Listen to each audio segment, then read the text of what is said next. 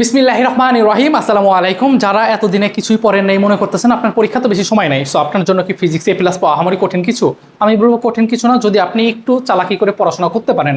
আপনাদের কিন্তু এখানে অনেকগুলো অধ্যায় আছে, সো প্রত্যেকটা অধ্যায় পড়ার দরকার নেই, কারণ আপনার এতদিন কিছুই হয় নাই। আর এই ভিডিওটা তাদের জন্য যাদের মনে করতেছেন ফিজিক্সে অনেক বেশি দুর্বল, ফিজিক্স A+ আসবে না, বা আমি কোন কোন অধ্যায়গুলো পড়লে এই মুহূর্তে আপনার জন্য সহজ হবে এবং আপনি পরীক্ষায় যাতে অ্যান্সারটা করে আসতে পারেন। সো এই ভিডিওটা আমি সেই উদ্দেশ্যেই করতেছি এবং তাদের জন্য এই ভিডিওটা। সো আসেন একটু দেখার চেষ্টা করি। আমরা অধ্যায়গুলো মেনশন করবো যে এই অধ্যায়গুলো এই টপিকগুলো আসলে আপনার পড়া উচিত এবং এই টপিকগুলোই আসে। তো আমরা একটু দেখি আপনাদের যে সিকিউটা আছে, আমরা এখানে জাস্ট একটু খেয়াল করবো। আমরা 4টা অধ্যায় নিয়ে পড়াশোনা করবো, কারণ আমরা তো এত ভালো পড়ি নেই। মানে যারা আমার ভিডিওটা দেখতেছেন তারা এতদিন কিছুই পড়েন নাই মানে পড়ছেন ভুলে গেছেন, বিষয়টা হচ্ছে এরকম যে এখন তাহলে কোন কোন অধ্যায়গুলো পড়বো। আমরা এখানে 4টা অধ্যায় ধরবো। 4টা অধ্যায় আপনার সিকিউতে আছে কত? 40 মার্ক। সো গ এবং ঘতে আপনার থাকবে 28, গ এবং ঘতে, কারণ আমরা এতটুকু জানি যে গতে হচ্ছে আমাদের 3 মার্ক এবং ঘতে হচ্ছে 4 মার্ক, 3 আর 4 7। তাহলে 4টা সৃজনশীলের জন্য 28 মার্ক, আপনি 26 আপনার জন্য পাওয়া উচিত। পাওয়া হচ্ছে আপনার উচিত। কেন উচিত? কারণ আপনি 4টা অধ্যায় পড়তেছেন আর কোনো কিছু পড়তেছেন না। সো যদি না পান তাহলে সেটা আপনার ব্যর্থতা। আমি বলতে পারতাম যে আপনি 28 পাবেন, না 28 সম্ভব না, আপনি 25 26 এরকম আসতে পারে।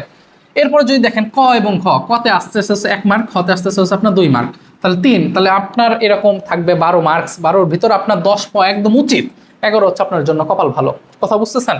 এরপর আসেন MCQ। এখন মাল্টিপল চয়েস কোশ্চেনের জন্য যে জিনিসটা হয়, আপনার পুরো বইটা পড়তে হবে। এটা হচ্ছে একদম বাস্তব কথা। আপনি পুরো বইয়ের যদি কনসেপ্ট ক্লিয়ার না থাকে, 20টাও আপনার জন্য অনেক কঠিন হয়ে যাবে। আমি আবার বলতেছি, কারণ ক্যামেরার সামনে এত খোঁজ গল্প বললে তো হয় না, কারণ রিয়েলিটি অনেক কঠিন বিষয়।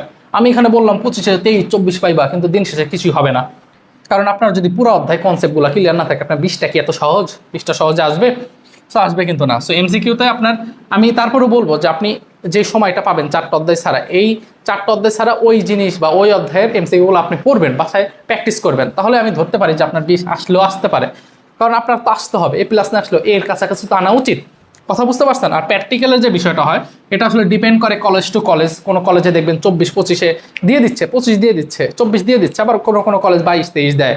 সো আমি ধরতেছি যে আপনাদের 24। এখন আপনি যদি যোগ করেন দেখবেন যে 80-র কাছাকাছি চলে আসে আপনার মার্কসটা। কথা কি বুঝতে পারছেন? সো আপনাকে একটু পড়াশোনা করতে হবে। এখন আসেন যে আমি কোন 4টা অধ্যায়ে কোন কোন টপিকগুলো আসলে পড়া উচিত, যে জিনিসগুলো বারবার করে আসছে। আমি সেকেন্ড পেপারের ফার্স্টে যে অধ্যায়টা বলবো সেটা হচ্ছে আমাদের ফার্স্ট চ্যাপ্টার। সেটা হচ্ছে কোন চ্যাপ্টার? ফার্স্ট চ্যাপ্টারের কথা যদি বলি, ফার্স্ট চ্যাপ্টারটা হচ্ছে আপনাদের তাপগতিবিদ্যা, থার্মোডাইনামিক। খুবই ইম্পর্টেন্ট একটা চ্যাপ্টার। হ্যাঁ, এখানে যদি একটু ভালো করে পড়তে পারেন, সেখানে আপনি দেখবেন যে রুদ্ধতাপীয় বলে একটা কথা আছে। একটা আছে রুদ্ধতাপীয় আর একটা আছে সমষ্ণ। ঠিক আছে, এই দুইটা খুবই ইম্পর্টেন্ট একটা টপিক। এই রুদ্ধতাপীয়র কৃত কাজ বের করতে বলে, ডাব্লুর মান বের করতে বলে। সমষ্ণর কৃত কাজ বের করতে বলে, W equal nRT loan V2 - V1। যাই হোক, এই টাইপের জিনিসগুলো কিন্তু আসে। কথা কি বুঝতেছেন? এছাড়াও এখানে আরো জিনিস আছে। সেখানে হচ্ছে আপনি দেখবেন যে আমাদের একটা ইঞ্জিন থাকে, ইঞ্জিন, ইটা এর মান বের করতে বলে। ঠিক আছে, ইটা এর মান বের করতে বলে। সো এই টাইপের জিনিসগুলো কিন্তু আপনাকে অনেক ভালো করে পড়তে হবে। ইটা এর মান অর্থাৎ কোনটা আপনাকে বুঝতে হবে যে আমাদের কই থেকে কই আসতেছে ইঞ্জিনের।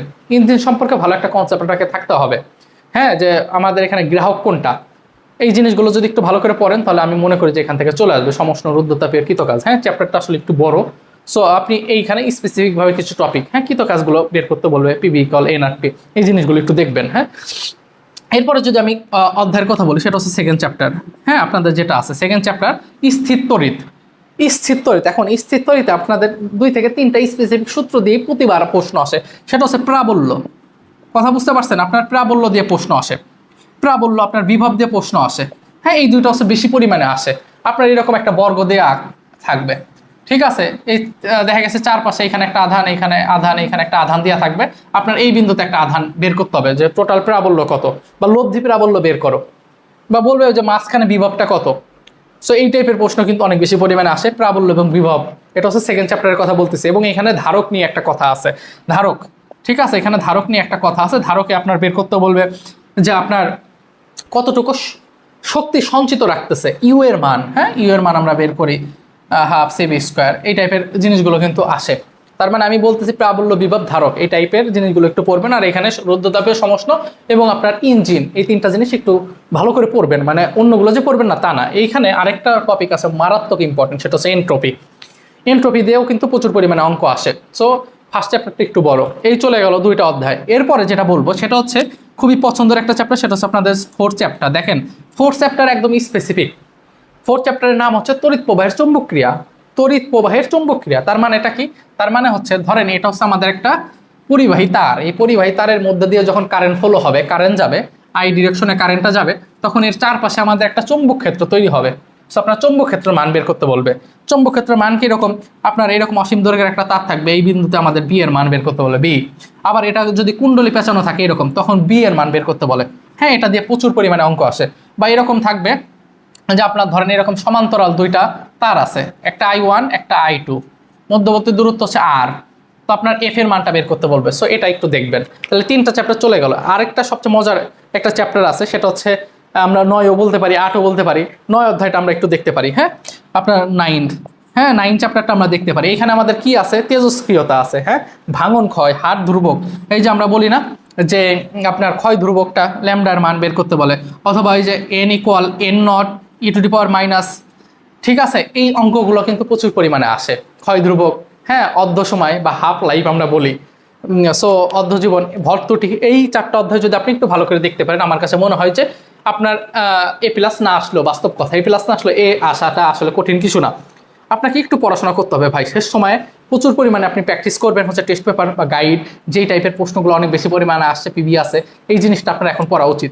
নতুন করে টেক্সট বুকে ওই যে কনসেপ্টগুলো ধরে ধরে এখন আপনার পড়ার সময় নাই।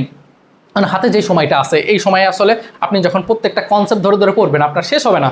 কারণ আপনার সাবজেক্ট তো শুধু ফিজিক্স না, আপনার math, chemistry, biology, Bangla, English, ICT আরও অনেক কিছু আছে। সো আপনাকে একটু বিচক্ষণতার সাথে পড়তে হবে। যে আমি বললাম যে আপনি ধরে ধরে, তাহলে এই যে 4টা অধ্যায় ধরছে, আপনি আরেকটা অধ্যায় বাড়ান না, আপনি 5টা অধ্যায় করেন, তাহলে 5টা অধ্যায় একটু ভালোভাবে পড়েন, তাহলে আশা করি আরও এইভাবে পড়লে আপনার জন্য ইনশাল্লাহ ভালো কিছু হবে। সো আমি আসলে আপনাদের অ্যাডমিশন শেষ মুহূর্ত পর্যন্ত থাকবো ইনশাল্লাহ। সো আপনারা আমার সঙ্গে কানেক্টেড থাকতে পারেন। সো চ্যানেলটা সাবস্ক্রাইব করে রাখবেন। আশা করি ভিডিও ভালো লাগলে একটা লাইক দিবেন, আপনার বন্ধুদেরকে মেনশন করতে পারেন। আশা করি ভালো কিছু হবে ইনশাল্লাহ। কথা হবে ইনশাল্লাহ। আসসালামু আলাইকুম।